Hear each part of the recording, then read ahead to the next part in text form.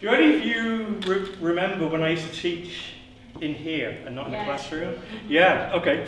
Do you ever remember me falling off? Yeah? There was the one time in particular, and I was explaining something and came back and I fell off. But what astounded everyone was that I kept my tea in the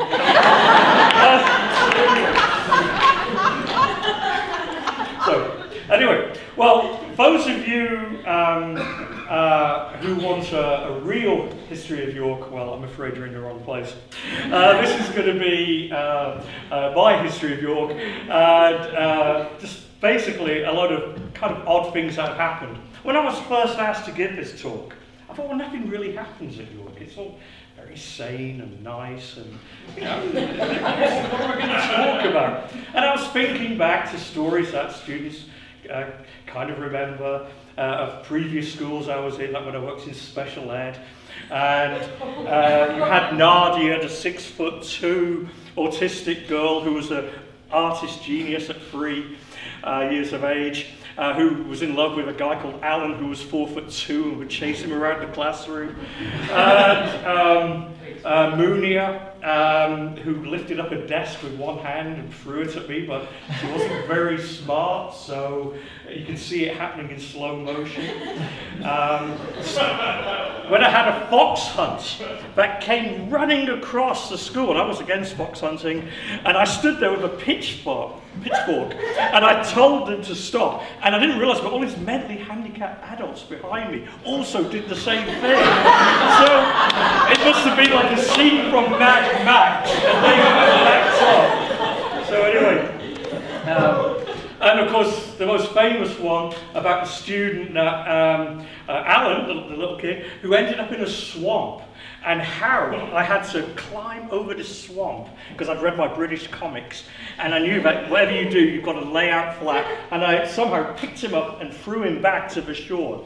But then, my foot went down, and I started to sink.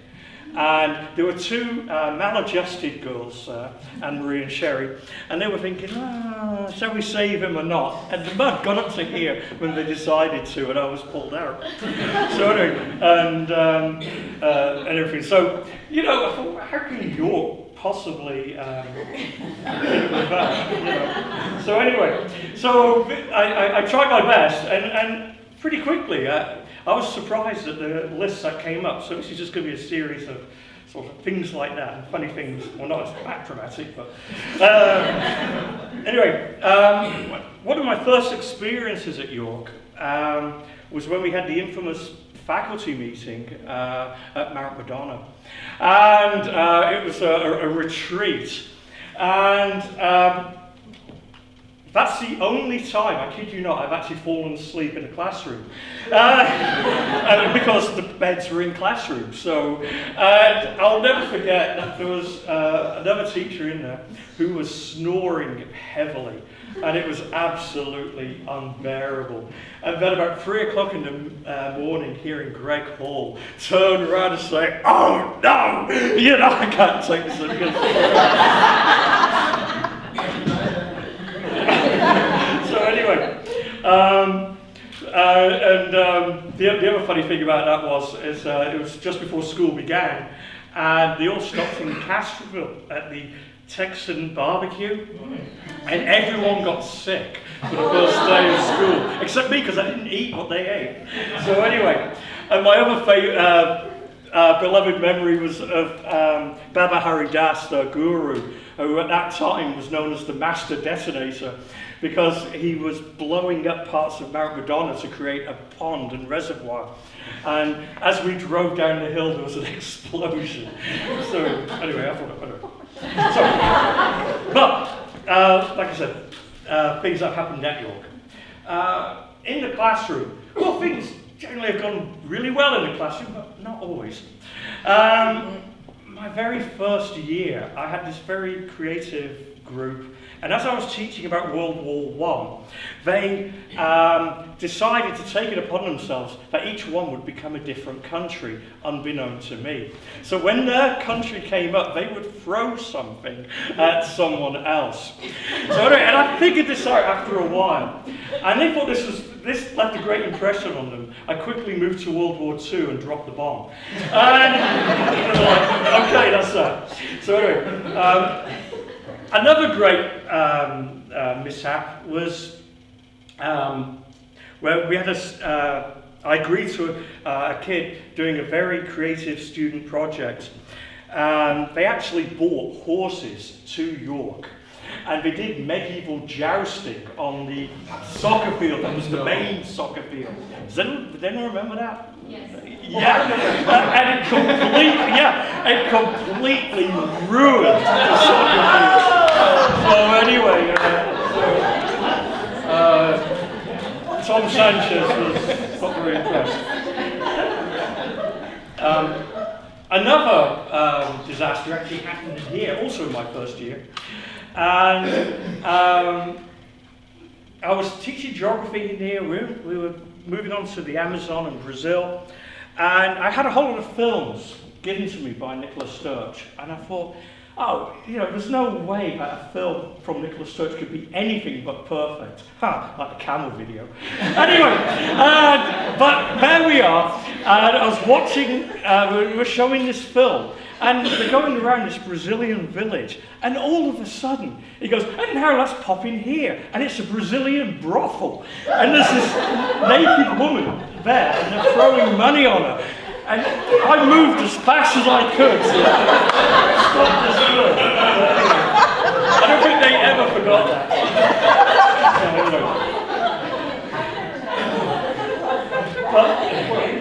But the funniest kind of lesson is where something happens and you come in and you tell the class something and they can't stop laughing, and it just goes on. And you wait, it just goes on and on. What happened was I'd been down to Master Car Wash. Oil change people. Down Seaside, Jiffy Lube. Yeah, okay, Jiffy Lube. I've been down there. And as I got out the van, there was a...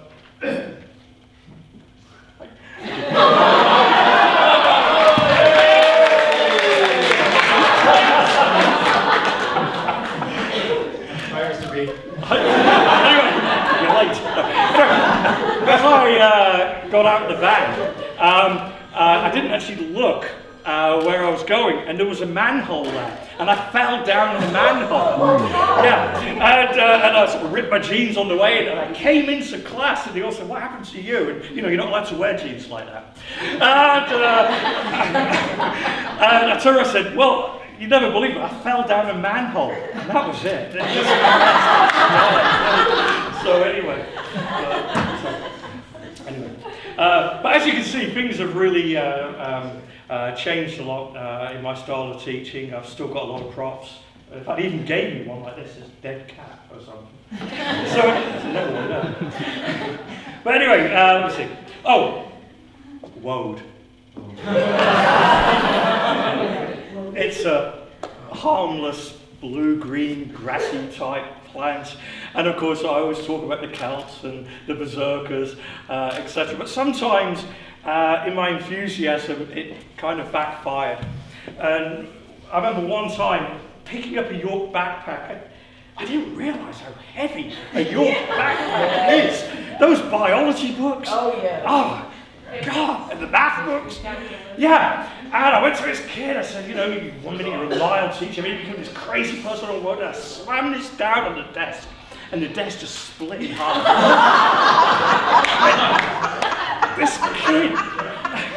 This kid sat there in absolute terror.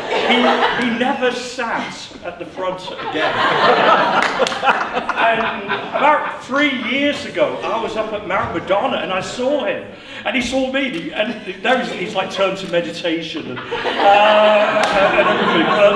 And he saw me and he was like, "My God, you're back." So anyway. But the other one was where I had all these new students, and there they are, all sort of sitting there and not really aware of what's about to happen. And I pulled out some York pens, and I was sort of flicking them, and they all got covered in ink. So anyway, they didn't leave. So anyway, right. Oh, York dances. You know, every teacher's favourite. So anyway, for years, Steve Peters and I, we were slow learners. We did the first dance of the year. And you've got these new kids there, and you've got their parents who are not used to high school. And so we would constantly get in trouble. Anyway, this one parent got really annoyed at me. She said something to me, and I've never quite figured out if it was a compliment or not. And she goes, "My daughter's right." She goes, "You really do look like a hobbit." Compliment! Okay, anyway. But some of those dances were absolutely horrendous experiences. One of them, do you remember before the theatre was all nice like it is now, where you had those terrible seats that you had to move back and and there was one time we were here till 3 o'clock in the morning. That's right. Was that you again? and they would jam every time, and in the end we just gave up. We were collapsing. So, but the worst one was approving the 9th grade to do a dance, which was a cowboy type dance, barn dance, and they brought hay in. Yeah, and the whole library was covered in hay. And of course then you got the York vacuum cleaners, which emit more than they actually clean up. Yet again, it was another major disaster. So anyway, I've got a little wildlife story here, only one, but it really happened. It was very, very strange. But there was a time when I used to have the office that was in the chapel, and it was on a Sunday afternoon.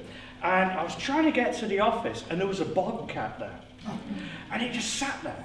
And he just growled at me. I mean, I had my reputation as in the cat world. And he just sort of growled at me. And I sort of tried to go away, and he was sort of, you know, and so in the end I backed down after about 40 minutes of trying to get to my office. I thought that was a wise move. One of the things I've always dreamed about is, you know, it's like there being a disaster, and you're running down the halls, and you're like, run for your lives, save yourself, something like that, you know. And I actually had this opportunity. I was up on the soccer field, and suddenly there was a car down in the car park. Was a kid called, I think, Chaz Zealous, and he had a candle in there that he had left burning. And suddenly I thought, that's odd, you know, the smoke's coming from inside. And then suddenly I saw the flames, and I ran down the halls, and I went, fire, fire, fire! And everyone was like, oh, what's he on about now? And I ran into the office and said, fire! And everyone was like, oh, shut up, you know, and it was so, anyway, didn't quite have the impact I dreamed of.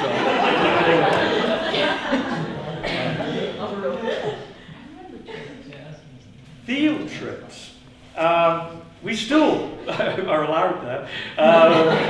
And that is the Rosicrucian Museum. And as Brenda will attest, for about 5 years, no matter what we did, we had some strange visits, and we did not get along well. But there was the most memorable one was this very Egyptian guide who didn't have a very good command of English, and he would make a comment and then laugh.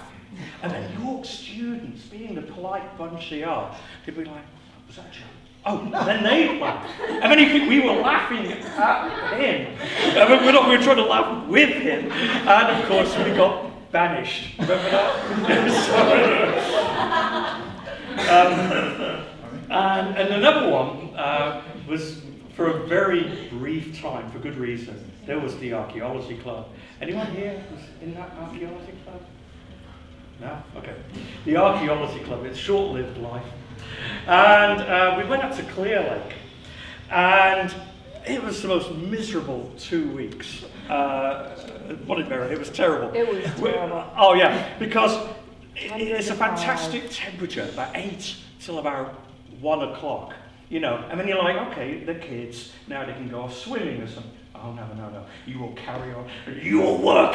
And so there you are at this square, working on at 3 o'clock, 4 o'clock, and everything, and we're like dying there. But what got me was I thought, I can't take it anymore. I didn't care about the kids at this point. This is the ninth day. And I thought, you're on your own. But I said to Mary, let's go and get a cup of coffee. So we just went off to Clear Lake. And then, when I came back, some kid had stepped into my square and found the only useful thing we found. This square was like granite. You know, you get a pickaxe, you run at it, boom, you go flying off. I was like, how could they have found something in that square? They did. And then because they found it, they had to put everything back. I was like, oh, all that work, you know, so that's why the archaeology club is still buried. So anyway, oh, theatre. Now, you know, I'm not involved in York Theatre, but twice I've taken groups on trips. One of the funniest ones was when, I think Brenda came over to UCSC to see Canterbury Tales. And I was trying to drum up some interest, and there was absolutely none, you know, Canterbury Tales, we don't want to go with that. Until the day before, when, were you there? No. There was a phone call. And the phone call said, actually, we need to sort of discourage you and the 2 kids and a cat and Brenda that are coming over. Because I'm afraid there's excessive foul language and nudity. So I told those 2 kids, my God, we sold the place out. In fact, there were kids hawking tickets, seniors were trying to buy them. We had this huge group that went over there. So anyway.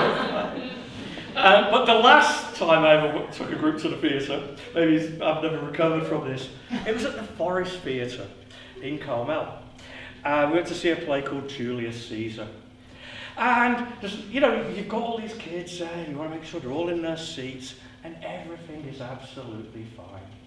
And I sit down with that feeling of relief. The show's about to begin in 30 seconds.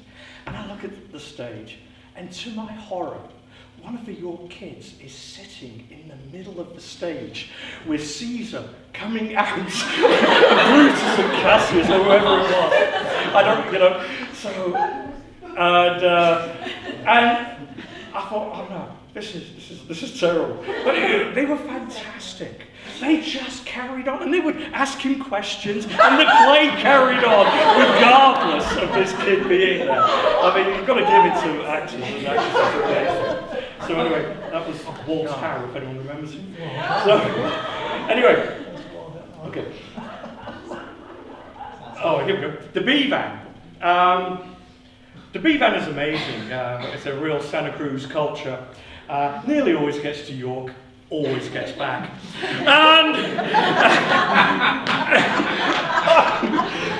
And there was the time where we had severe floodings going on in Pajaro River and Moss Landing and all of that. And I was watching the news thing, and I went around York and grabbed every Santa Cruzian, because Mr. Bowen had turned around and said, don't worry about it, you can all stay and sleep in the gym. And that was the biggest incentive for us to get out of there. And it was memorable, because as we were going down 68, we literally were about the 4th to last car before the cones went down. And as we went over Moss Landing, we were the very last car. So anyway, we actually did make it back to York regardless, a couple of days later, which is amazing, because there were Yorkies up here on the hill and they couldn't make it. We actually got in for 3rd period and then left at the end of 4th. I know, but we made it. So anyway, but two very odd events that happened. The same group, both within about 2 weeks of each other. There was a group that were really into making films. They were obsessed with making films. And we were going down Fremont, we were at the 7-Eleven in Seaside, and they went off into 7-Eleven, and I thought nothing of it. And suddenly they came running out, and they jump in the van, they go, go, go!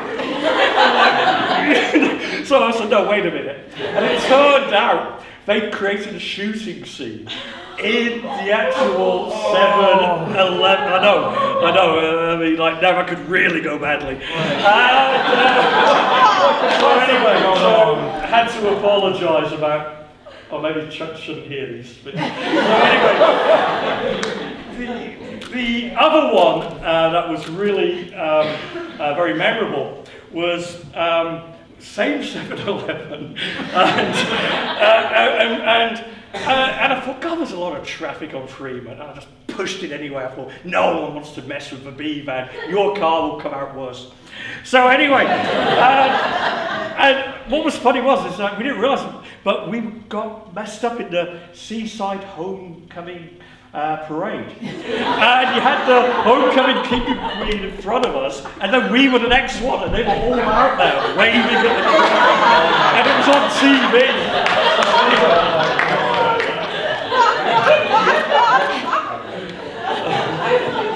Okay, next one. Boys soccer. So I'm very glad Nicholas is here, because he would remember a lot of these.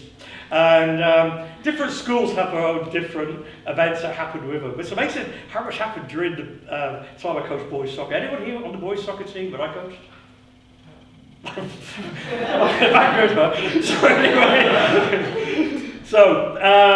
Alisal, and I learned a lot. I think it was about my third game in charge of coaching, and about the York culture. And we had this very young goalkeeper, and he was terrified of being there, especially against Alisal, who were just a superpower.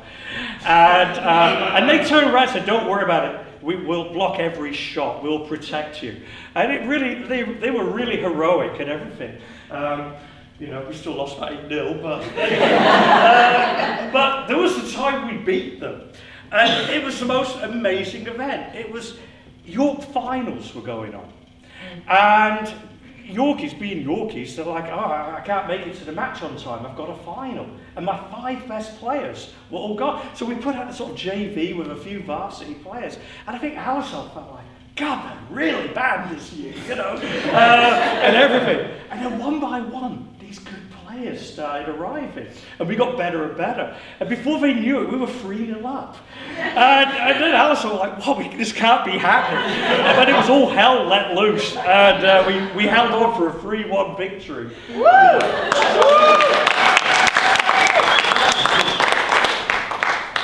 There was also the great victory against King City, which is no mean achievement.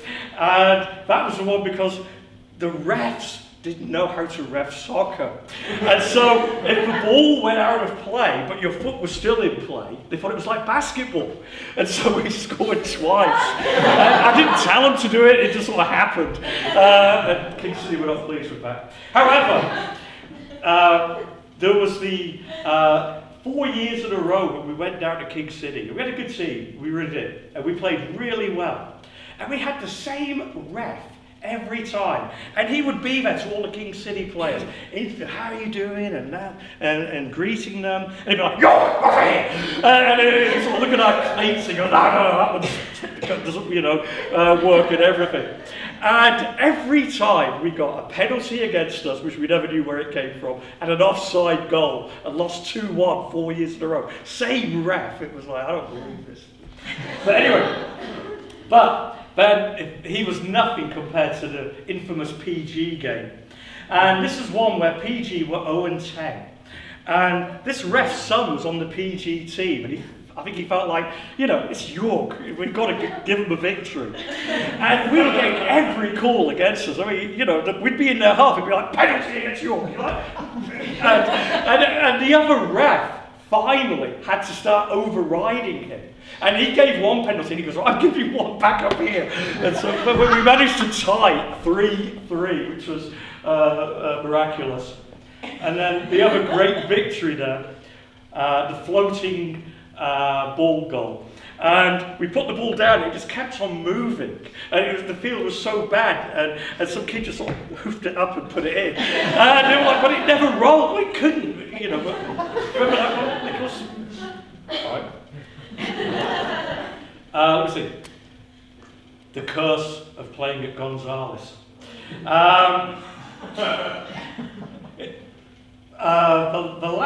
last game before I took over the boys' soccer, Nicholas Sturch had this heroic victory beating Gonzales 3-2. The first game after I stopped coaching, the new coach beat Gonzales. In between, we were 0-16. And no matter what happened, we always lost to Gonzales.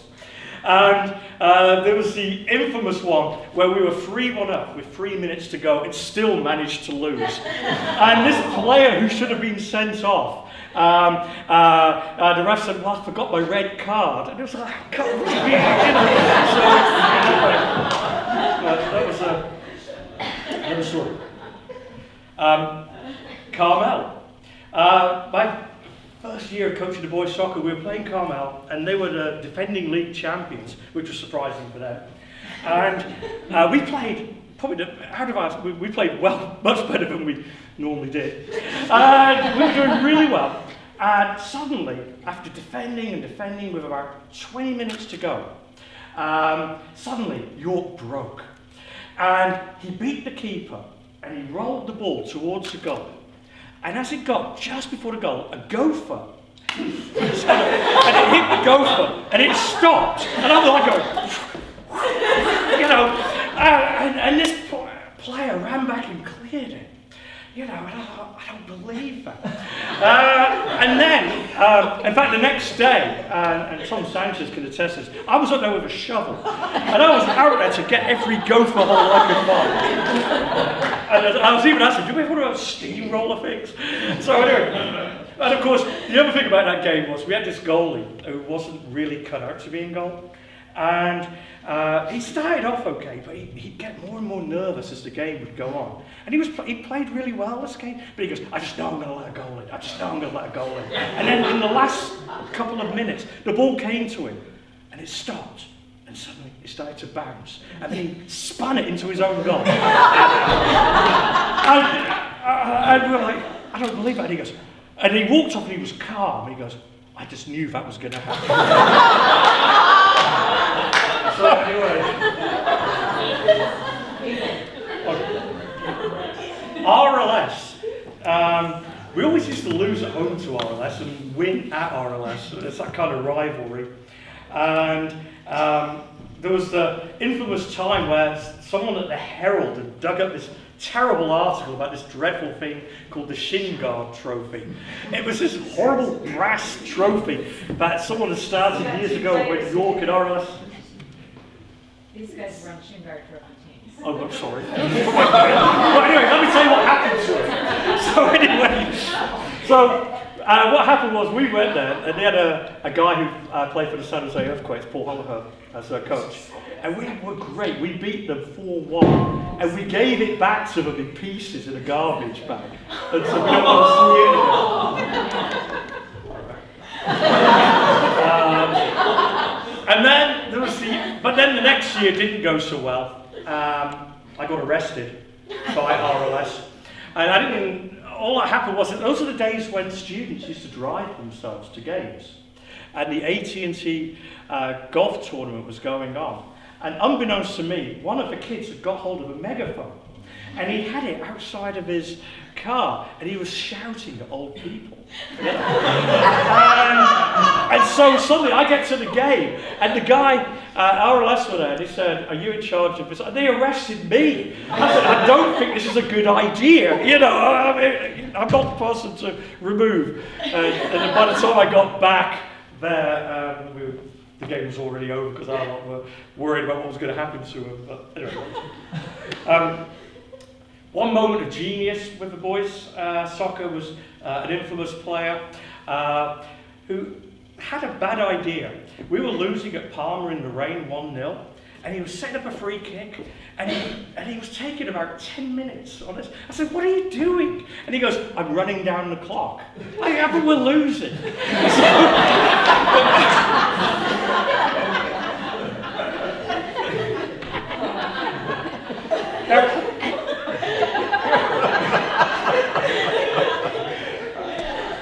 If you come from England, you know, a H is a H.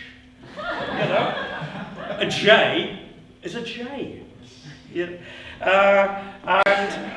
Unbeknownst to me, in my very first class, I had 2 Jesuses.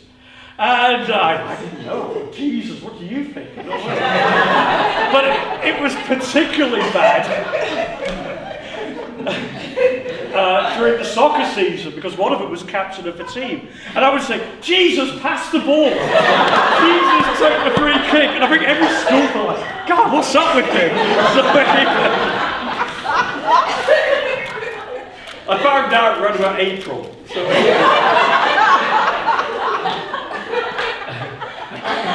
now, the girls' soccer team doesn't have these kind of stories. I don't know, it's all been very calm and sane and successful. And one game does come to mind, and we were playing Marina a couple of years ago. And on these new fields, there is a wind that comes down that is pretty brutal. It's about 60-mile-an-hour wind is what it felt like. It probably wasn't, but it was icy cold. And the girls, the players were trying to get under the blanket, but they had to get out there and play. But the rest were huddled under these blankets like an igloo. And they were so nice. They actually shared their blankets with Marina. But this is a very strange game, because every time you passed the ball or anything, the wind would catch it and it'd go 100 miles an hour towards the goal. So I thought, oh, this is tough. So I said, just keep scoring. And so we were 9-0 up at half time. And then in the second half, we put the JV on. But Marina didn't realise, they didn't figure it out about, if you do the same, you could probably score 10 quite easily. So they proceeded to kick us.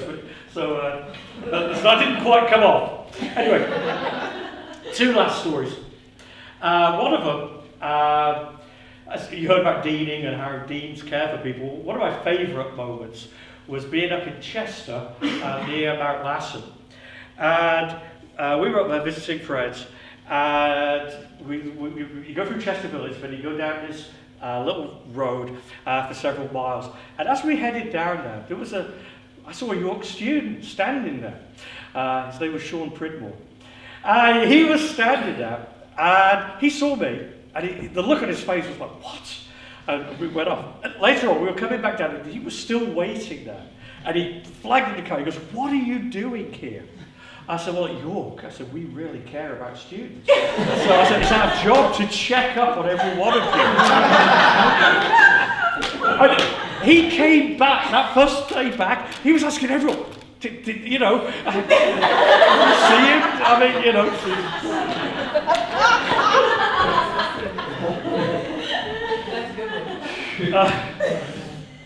But my favourite story, Brenda was there, was the Indian Canyon. And this was the infamous deer story.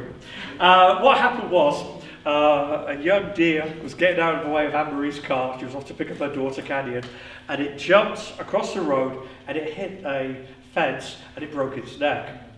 And it's a nice story, isn't it? So anyway, and suddenly Anne-Marie comes running up and she goes, "You better come and deal with this."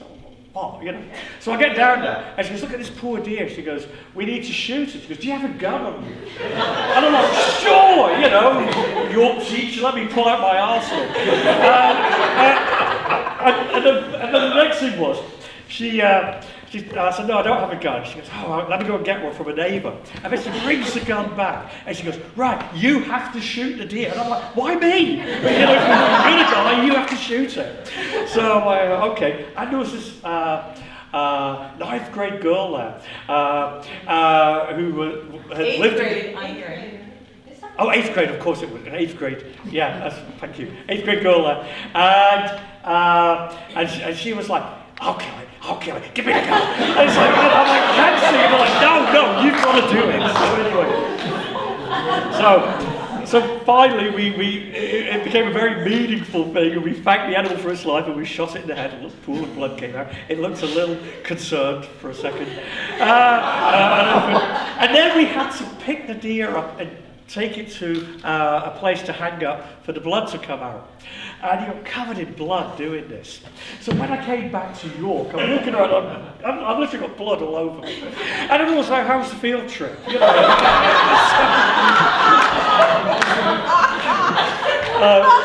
But a little addition to this was 2 days later, because Merritt urged me to, we went back and they'd actually cut the animal up now, and the blood had got out of it, and I got a whole load of the meat from it.